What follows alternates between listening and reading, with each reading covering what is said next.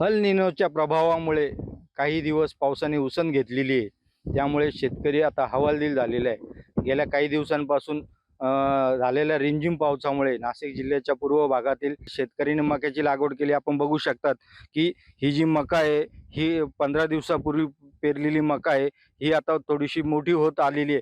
मात्र आपण जर बघितलं तर ही जी मका आहे, ह्या मक्याला आता पावसाची अत्यंत गरज असताना मात्र अल निनोच्या प्रभावामुळे पाऊस हा लांबलेला आहे आणि ह्या लांबलेल्या पावसामुळे शेतकऱ्यांना मात्र आता शेतकऱ्यांवरती चिंतेचं ढग दाटू लागलेले आहे. एकंदरीत बघायला गेलं तर महागडं हे जे बी आहे हे विकत घेऊन शेतकऱ्यांनी एवढ्या मोठ्या संपूर्ण क्षेत्रामध्ये ही मक्याची लागवड केलेली आहे.